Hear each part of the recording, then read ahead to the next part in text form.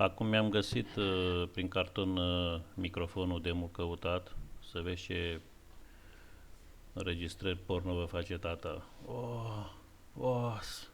Yeah, yeah. Suck my dick, yeah, fuck me, yeah, oh. Hai cu tata. Ia, unde era Bounty?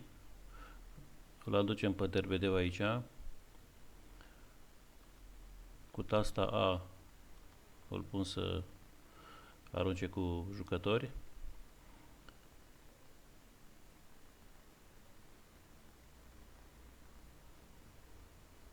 Doar că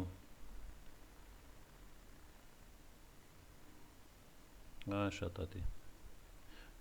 Iau și HIV-ul.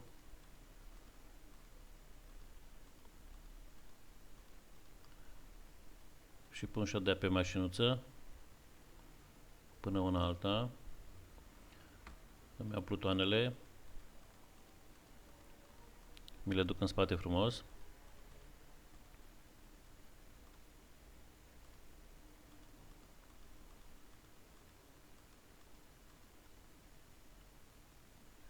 Și încep să le iau rând.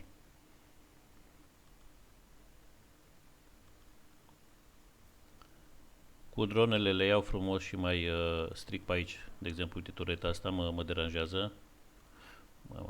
Nu prea să lipesc de mouse mașinuțele astea. N-are niciun rost să te duci cu dronele de la HIV să distrugi mașinuțele, pentru că nu ți le omoară. Le trebuie mult.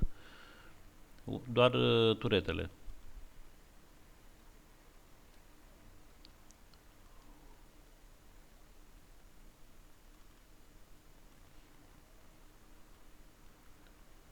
Între timp s-a stricat mașinuța aia, iau HIV-ul și pun click pe asta la altă să dea ouă. Așa. Iau plutonul, mă duc mai în față, îl distrug pe ăsta.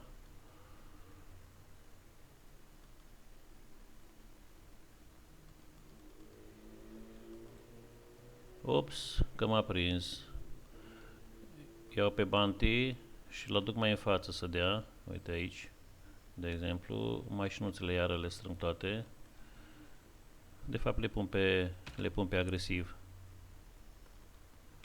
Mamă, ceva nu-i regulă cu tastiera asta.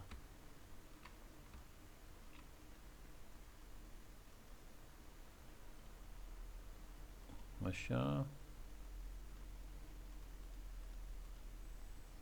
Asta de aici. Și acum dau pe Ruby.